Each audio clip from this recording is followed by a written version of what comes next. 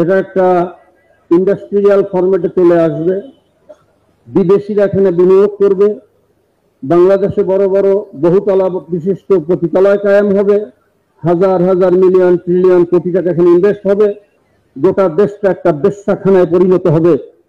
বাংলার মুসলমান জিন্দা থাকতে এই প্রস্তাব বাস্তবায়ন করতে দেওয়া হবে না। আমি পরিষ্কারভাবে বলতে চাই, যে ফ্যাসিবাদ দানবীয় কন্যা লেডি ফেরাউনের আমলে যে প্রস্তাব দিতে সাহস পায় নাই, বর্তমানে শহীদের রক্তের বিনিময়ে যে অন্তর্বর্তীকালীন সরকার আছে তার আমলে এই প্রস্তাব দিতে সাহস কিভাবে পেয়েছে আমরা এটা জানতে চাই।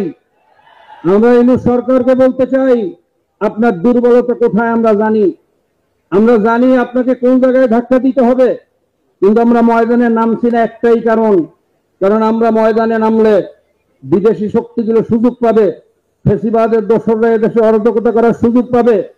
এই জন্য আমরা এখনো ময়দানে নামি নাই। আজকে 1 নম্বর সিগন্যাল দেওয়া হচ্ছে, যদি এই নারী কমিশনের নামে যে বেশ্যা কমিশন গঠন করা হয়েছে ওদেরকে অতি সত্বর যদি বিতাড়িত করানো হয়, বাংলাদেশের ঘরে ঘরে আন্দোলনের দুর্গ গড়ে তোলা হবে, এমন ধাক্কা মারা হবে, এমন ঢেউ তোলা হবে যে বঙ্গোপসাগরের ঢেউ তার সামনে কুলাতে পারবে না ইনশাআল্লাহ। অতি সত্বর এই কমিশনকে বিলুপ্ত ঘোষণার আহ্বান রেখে আলোচনা শেষ করছি। আসসালামু আলাইকুম।